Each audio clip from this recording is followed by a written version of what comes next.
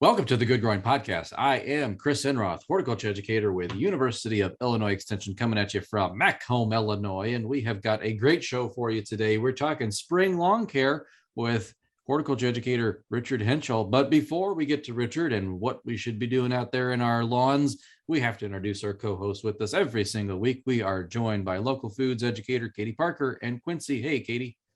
Hey, Chris. How are things in Macomb today? I mean, I know it's spring. We probably complain about this every week on this show, but my goodness, it's cold and wet right now. Right. It looks like it's supposed to be in 70 and 80s this weekend, though, so hopefully it'll shape up a little bit. Yes. You know, we've found that as we get these random bursts of warmth here in the spring, it's so windy. Like we stay inside just because, it's like 40 mile per hour wind. Miserable to go out, in the wind. Yeah.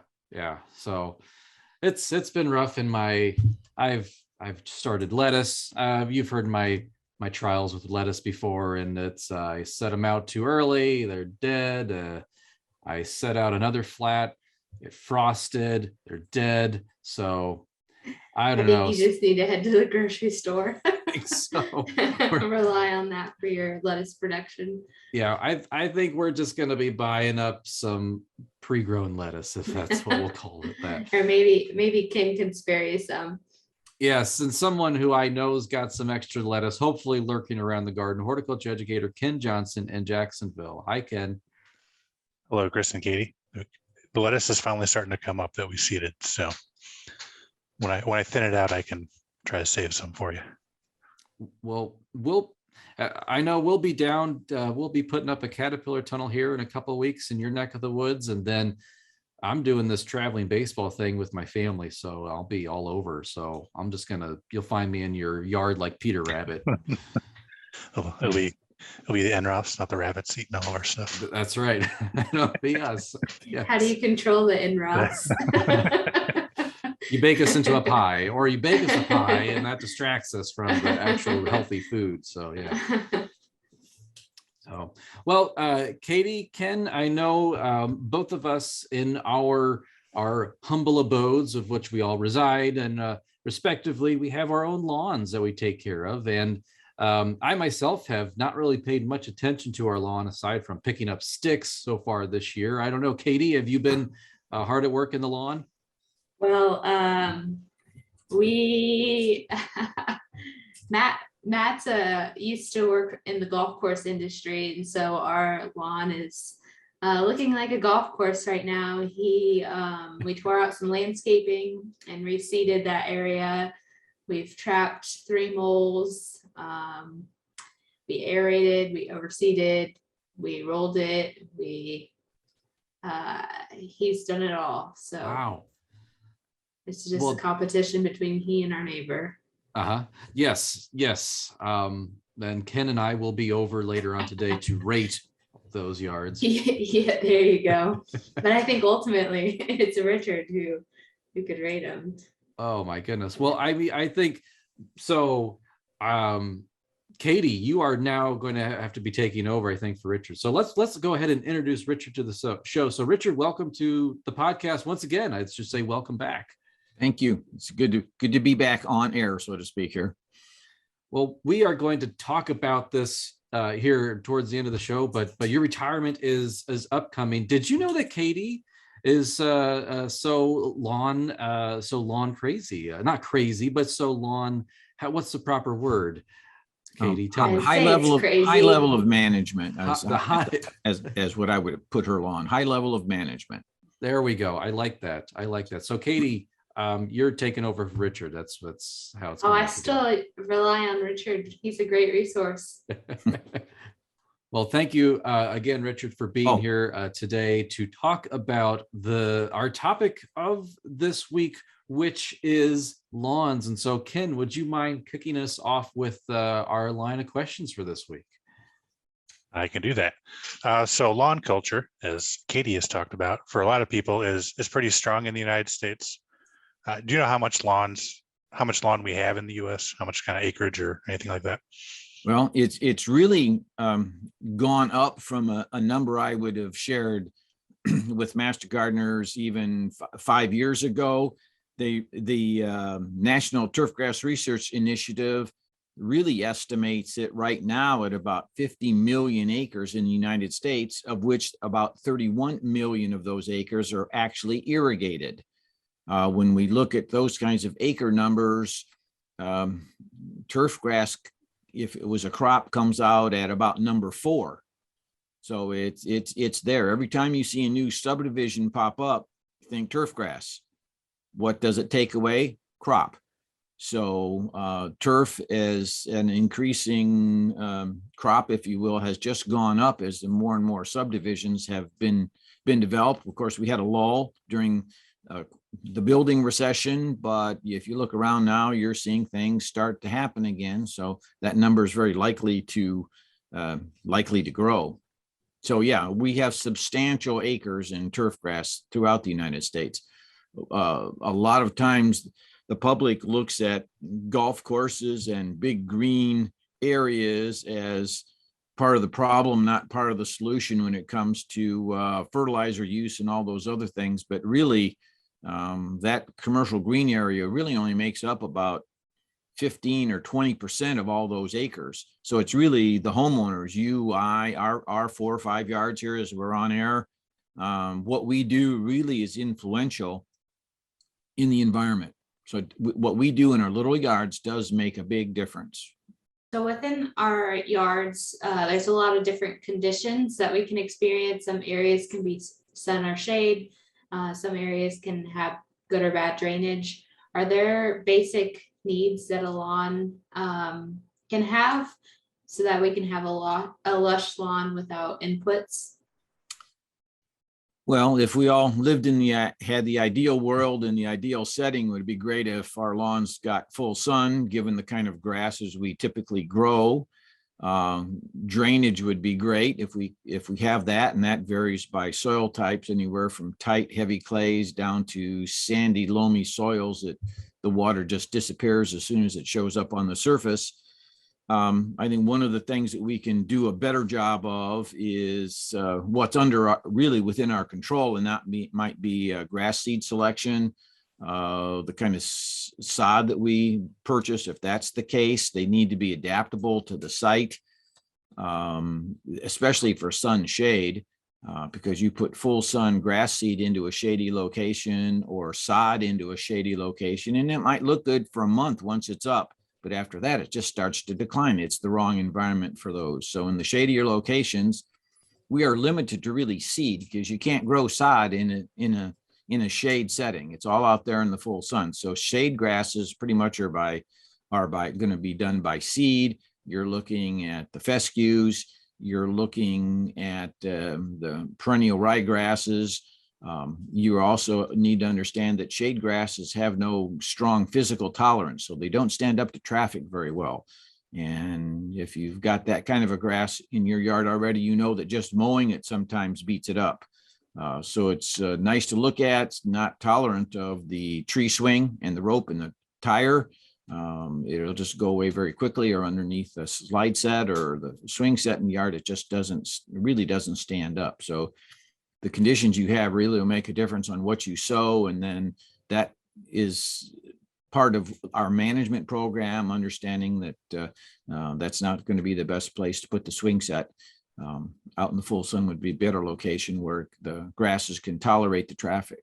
So those are the beginnings of some in the shade, or you've got heavy soils. You have to be real careful about watering. Shady areas don't dry out very quickly, and it's very easy to waterlog and rot the roots. How's that? Is that a better phrase? So there's lots of things that go into this, but good grass seed is a great place to start. And combine that with knowing the conditions you have is a great way to begin. This is something that I've been seeing pop up more and more. I don't know because I haven't paid attention before, but I've noticed a lot of annual ryegrass popping up in Illinois grass seed aisles. Now, I know annual rye is sometimes overseeded in a warm season lawn in the southern US to keep it green in the wintertime. Now, I don't, and annual rye, maybe that's something that we could use for erosion control here for a quick thing. But as you mentioned, like selecting good quality seed, I maybe this is a cautionary statement for some listeners, like, hey, make sure you read that grass seed label and you can identify those species, because that annual rye doesn't last very long at all. So yeah, is that something that you see up in your neck of the woods? Not real strong, but I know, let's say on the golf course side of things, annual rye is just an obnoxious problem that they have, because it comes and goes in the season, and it reseeds. So you really never, if you will, get rid of it. So I agree with you. Annual rye is something you'd want to sow with extreme caution, because it just is not going to go away. So if you sowed annual rye in with bluegrass to get a nurse crop, chances are the annual rye will be a problem down the road. If that's, again, management style, if you don't mind annual rye every year in your lawn, fine, but pretty much most of us don't, as we grow lawns today, right now anyway. So yeah, you would want to be very careful. I think it's probably showed up to some extent because people have talked about using it as a cover crop in the vegetable garden or something like that. And then the consumer buys it not understanding annual rye versus perennial rye. So when I have the opportunity and we're talking about a cover crop in the veggie garden or growing beds or raised beds, I always stress, if you're going to do it, at least get perennial rye. You want to get it out of those beds, of course, before it goes to seed and all, but at least perennial rye is an acceptable rye in your lawn. So yes, there's a good one. Yes, the shot over your shoulder is a warning shot. Good comment. I've just started reading those grass seed labels more thoroughly these days, and I'm just kind of surprised at the amount of maybe not high quality seed in certain things. And the label will tell you. Yeah. Yeah, just read the label. You've got percentages of noxious weeds. You've got inert matter. You've got actual, percentage weed seed, not even noxious weed, but weed seed content in that label. You're hoping to get some sort of a hybrid disease-resistant seed. And the phrase "you get what you pay for" is pretty straightforward when it comes to grass seed.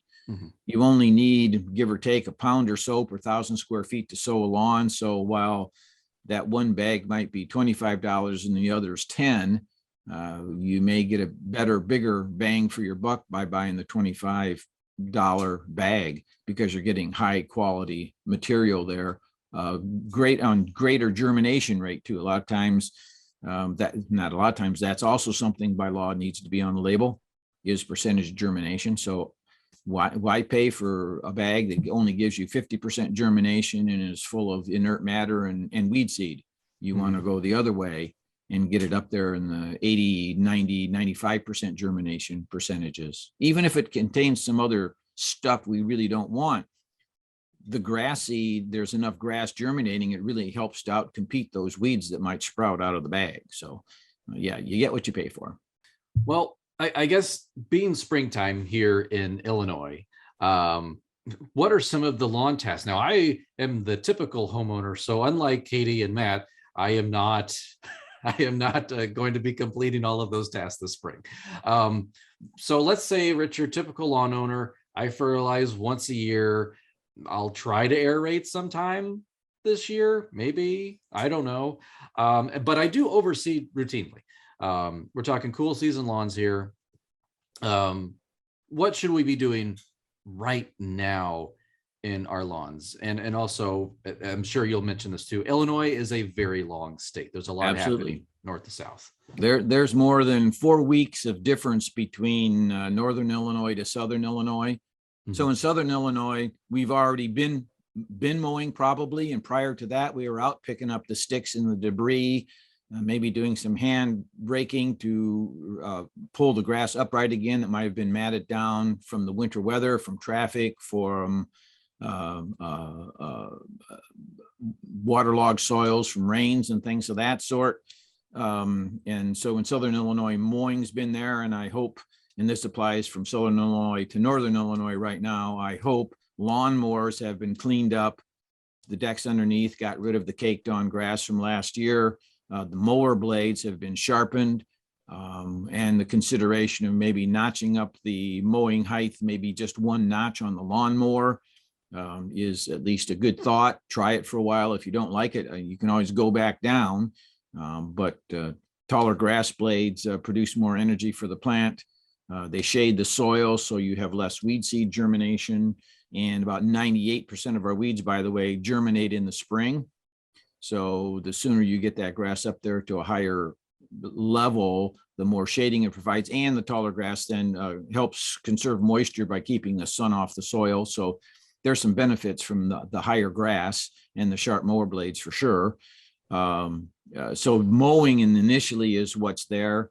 In terms of frequency, and is, grasses have 2 flushes a year, the spring flush and the late summer fall flush of growth. And in the spring, we see it. It's the growth above ground. The fall flush is really more about fulfilling the needs of the root system for the upcoming winter than top growth. So in the springtime, our mowing frequency may be every 4th or 5th day, slowing down to maybe once a week, which is our typical routine.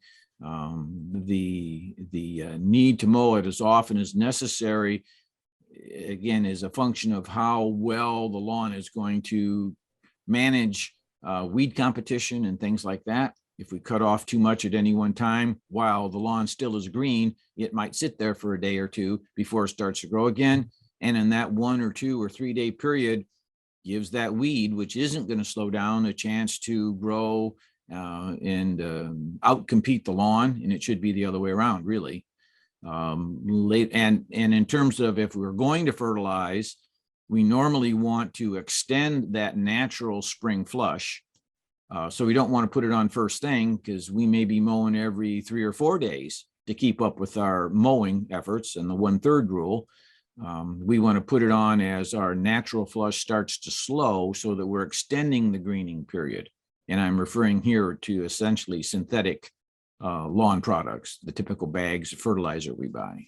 I might have commented on the show a few weeks ago. I maybe or maybe not, but I did see a couple folks. This was in February when we had a spell of warm weather, applying a quick release fertilizer to their dormant lawns. And so I thought, boy, that's all going into the lake. Yeah, that didn't go anywhere. Yeah. I've seen lawn care companies out, and God bless them for what they do for the folks that really want that kind of level of care. And the other side of that is that there's an obligation, kind of an unwritten obligation, that when they do their stuff, we're supposed to have our half too. So we need to do it together. And I think timing is a big deal. I have seen some industry folks out, what I perceive is probably putting down pre-emergent crabgrass control and maybe a spring fertilization. And Chris, you're right. It's the wrong time for one of those. The pre-emergent might be timely if it lasts long enough, but to put down an early spring fertilization is kind of questionable when the lawns have barely even started to grow. So speaking of turf growing and mowing, recently there's been a lot of kind of a push for a no-mow May. So the idea is you don't mow your lawn for pollinators, for any weeds that may be in there, so they can bloom and whatnot. What are your thoughts on that, on the no-mow May? Well, they've introduced. I agree. I've just seen it in probably the last 3 to 4 weeks. Stories about this, and you really have to ask yourself, if you already have a weed-free lawn, there's no point, because there aren't any weeds in your yard that are going to feed the pollinators. So we're really the folks that have essentially a high level of maintenance in their yard, or management styles in their yard, and their yard is 100% weed free. There's no point in not mowing your lawn in May. You're not going to be giving the pollinators anything to feed upon, even if you choose not to mow. The folks that this might be a consideration for will be those that have any amount of weeds other than 0. There might be the consideration. So if your lawn is, as they say, full of dandelions and creeping Charlie and the other kinds of weeds that are there, those weeds will provide pollinators with an energy source, with a food source. The biggest one, of course, is the yellow dandelion.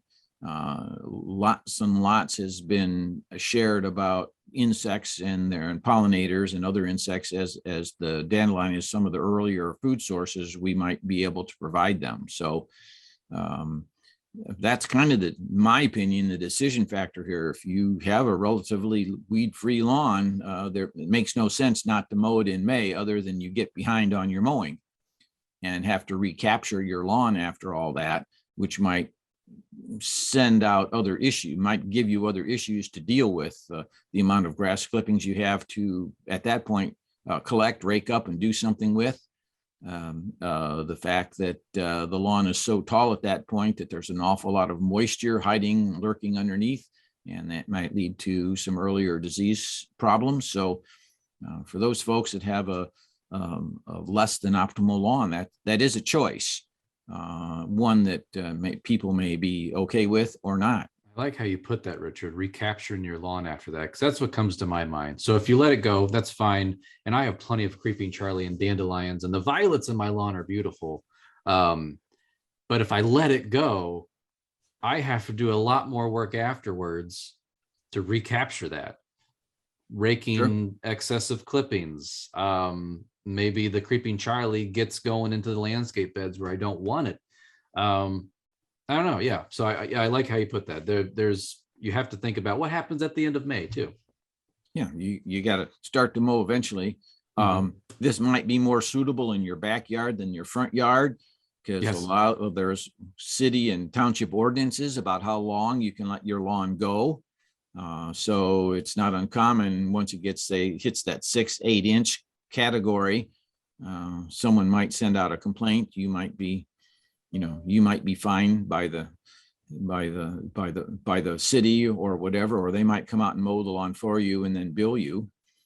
So it's just a decision. It's an environmental decision. It's your decision. Maybe if you have a yard that is full of pollinator gardens, you're okay by going ahead and mowing your lawn, even if there are weeds in it, because you've provided an energy source for the wildlife otherwise. So again, it's going to be a personal choice. And this is the first year I've heard about this. So I'm guessing it's going to be a campaign that shows up every year now. The other trend that we hear so often is less lawn and more flowers, which is feeding the pollinator. So we'll see how this plays out. I perceive an environmental and a horticultural battle ensuing as this moves forward. What about dandelion control? Is this something that we should do in the spring, or is there a better time for us to try to control these weeds? Well, given our previous discussion just now on no-mow May, let me follow that up. If you're tolerant of a few dandelions in your yard, just not doing anything is most appropriate. When you do a dandelion control in May, what you're really controlling are the dandelions that made it through last summer and are back to visit us this spring. And if you only ever treat in the spring because the flowers there, you'll never get rid of dandelions in your turf, because dandelions will germinate and sprout throughout the summer. And so you will always have dandelions back the coming spring. If you truly want to get rid of dandelions, a late summer, early fall kind of an application will catch all the ones that were there in the spring anyway, plus all the ones that sprouted and grew during the current growing season. The following spring, you really won't have dandelions to be concerned with.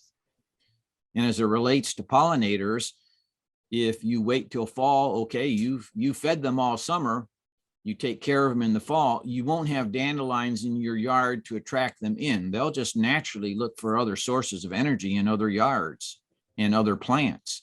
So it's not like you're taking away their energy source by making a fall application, because they won't be there in the spring. You're not going to be taking anything away from them at that point. So fall is a most adequate time. I mean, the better time, if you will, if you want more thorough dandelion control, make your treatments in the fall.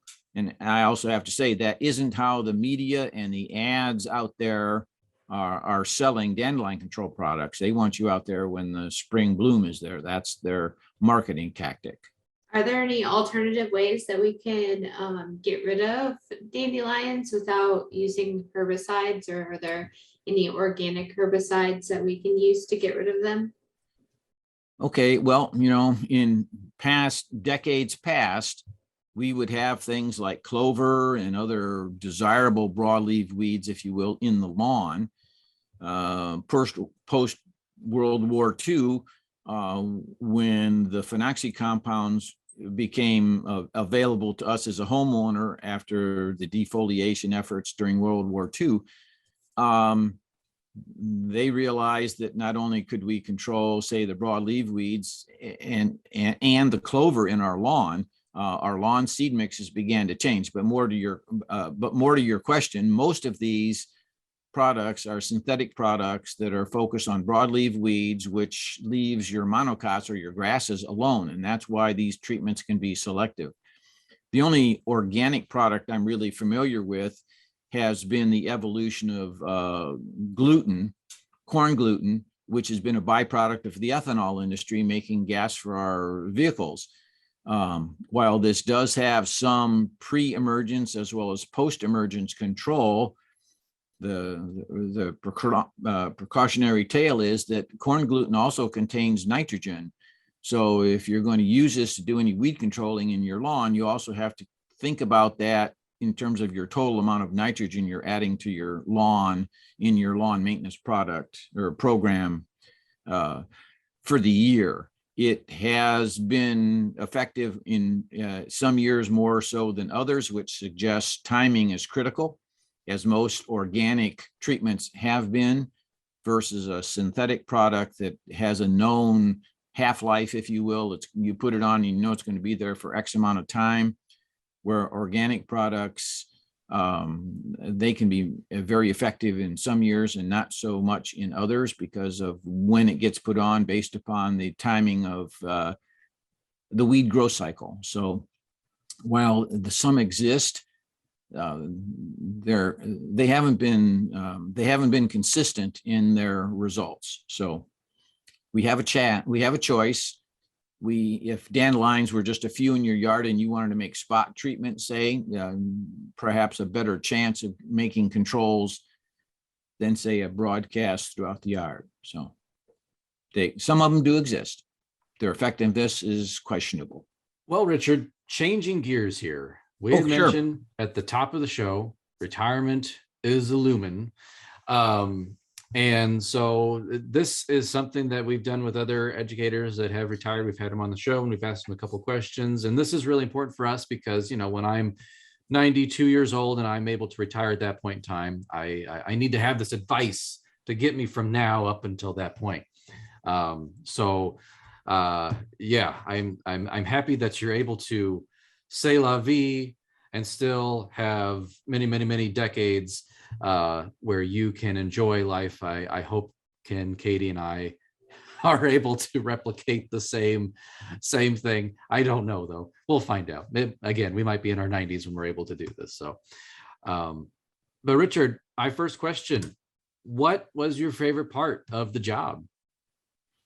Well, I think, Chris, before I answer that, the best advice you need to really get is how to get to 92. Yes. Mm-hmm. And then what to do after 92, I might be able to help with. But to answer your question, what I've really enjoyed doing has been really teaching, whether it's adults, master gardeners, civic organizations, garden clubs, whoever they might be, sharing the knowledge. People are just thrilled to learn and to improve their yards or improve their lifestyle. So the idea of teaching and sharing knowledge has really been great. Working with extension staff at any level has also been invaluable to me because there's lots of stuff I certainly don't know or don't know the detail of or the strong history of, and that comes from other educators in Illinois, surrounding states, wherever that knowledge is, and I can reach out and they're willing to share. That's been really maybe the highlights in terms of my career, being able to teach and share knowledge. All right, so a lot of times people around the state, I say myself included, have leaned on you for your turf knowledge, as well as other stuff, ornamentals. And you and I have done stuff with master gardener training for disease and disease diagnosis. But as far as kind of gardening stuff, what is your favorite yard or garden task at home? Well, as odd as this is going to sound, I really like getting down there and working on my plants, hands and knees, edging, deadheading. I think the more time you spend in close proximity to your plants, the more you learn about their needs and care and culture. As you mentioned, disease-wise, it's so easy to pick up on a disease that's just starting versus one that's already overtaken your plant. There's a chance of doing something. Insect feeding is the same way. You don't have to wait till the tomato hornworm is 3 inches long before you do something with it. They actually start out kind of not much bigger than the size of a pinhead. So if you're out there and watching and managing closely, that's great. So working the soils, edging, the deadheading, just keeping the garden soils loose, those kinds of things. I enjoy that aspect of it. On a day-to-day basis, all of us just see what's wrong with my plants. I get to enjoy the time. I get to see all the good stuff. And then sometimes that's just in my own yard. I can poll the people right here, right now. How many of you have gotten a phone call that says, you should come to my yard? It's just beautiful. Oh, yeah. Oh, yeah. Nobody. So it's, you got to see the beauty. Problems exist certainly, but you got to see the beauty. So I like really working hands-on effort in my own yard, landscape beds, perennial beds, veggies. That's what I enjoy most myself. Yeah, sometimes I see so many problems throughout the day. I can't go to a garden center and buy anything. It's just, I see too many problems. The expectations are different when you know what it should be to know what's available. You're right. You want to, if you buy it, you at least want to know you can recover it or repair it or modify the planting so that these things are going to live. Sure, I agree. How about a favorite memory, Richard, that happened while working with Illinois Extension? Well, there are a couple stories that have never left my storytelling days, and one of them is on turf and the other is on fruit trees. The one on turf is, and this was before we had pretty much internet and images and photographs to share and things to look up. And the call came in, it was so bizarre. I kind of took the drive out to look, and the gentleman was talking about these very perfectly round circles in his lawn that would come and they'd appear in one place and then they disappear and show back up in another. And I thought, well, I'm thinking, okay, maybe dollar spot or something like that. But when I got there from the front yard, looking off the street to his lawn, as he described it, these spots would come and go, they'd disappear. And which was, okay, something's going on here. And it was an opportunity to be in the yard. And I kind of walked around and up his driveway and I looked, and these spots were parallel with the wheel tire marks on his lawnmower. And back then you didn't have all the OSHA safety things that when you stopped your lawnmower that the engine would quit. So he'd stop the mower, the engine would run, he'd empty the bag and start mowing again. While he was doing that, the exhaust, which was pointed downwards in the mower deck, burnt that 2-inch spot. And yeah, they'd go away because they didn't kill the grass plant, he just toasted the foliage. So that was one in turf that I'll never forget. So the magical disappearing and reappearing rings was nothing more than the kind of lawnmower he had and how he was managing his lawn by catching the clippings. And the other fruit tree story is, and these still occur even today, you get the calls about, I've had my fruit tree in for 5 years. It's never given me any fruit. What's going on? And my question has always been, and there's always a quiet lull after I ask the question, I ask him, has it ever flowered? Because you can't have fruit, of course, without the flower. So that's been my very first question. So those two things always come to mind when we talk about odd or funny stories in the job or on the job. Well, Richard, I think one of the things that helps us out with this job are the resources that we have kind of at our disposal, also the things that we found that we've sort of compiled. And we were talking before the show about cleaning out file cabinets and things like that. And we're all amassing these, I don't know, paperwork, whether it's physical paper or a digital paper, research paper, all of that stuff. But what would you say would be a good resource for us educators as we go out into the future? Well, I'd like to think Illinois has had a pretty strong history in horticulture. And I know I will, without question, rely upon the rest of the horticulture educators on our state horticulture team. And with that has to include our state specialists who have a bigger background sometimes in some of the very specific questions we get, and they've been invaluable. I don't have a problem with, and over the years, you meet people, you become acquaintances, you on a professional level. I reach out routinely to specialists or other educators in our surrounding states, whether it's Iowa or Michigan or Indiana, Missouri. These are all states that have horticulture, and there's usually someone there that has a topic of interest to me that I need to get information on, and I would certainly rely on those. Because of my background being in the green industry area prior to the current position, again, you should get to know and introduce yourself to some of the green industry folks, the Illinois Landscape Contractors, the IGIA, which is Illinois Green Industry Association, which is essentially the nursery folks, ILCA, which is Illinois Landscape Contractors. They work with the people that really have the feet on the ground. They're out there doing this work, and they go to great strides to make sure their members are educated, and I can glean practical information from them as well. So it's, as the expression goes, it's not what you know, it's who you know.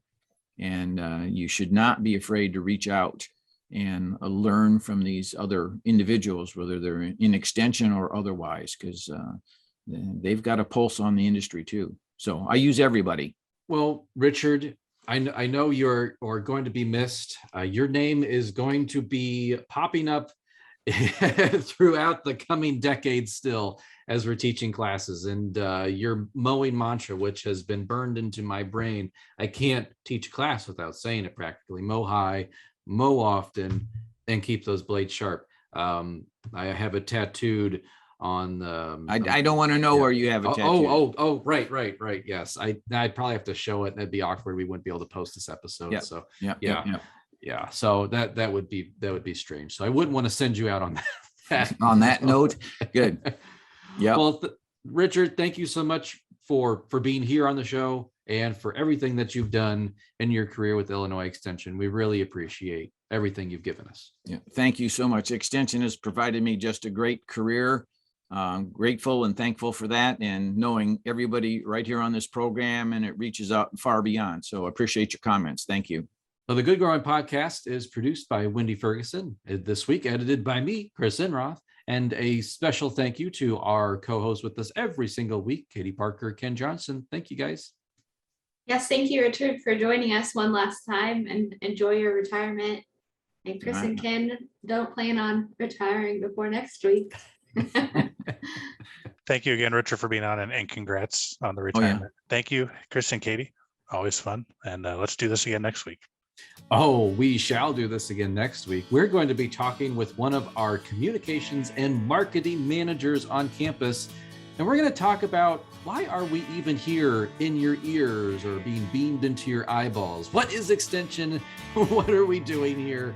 And why do we enjoy this so much? So listeners, thank you for doing what you do best, and that is listening. If you're watching us on YouTube, watching, and as always, keep on growing.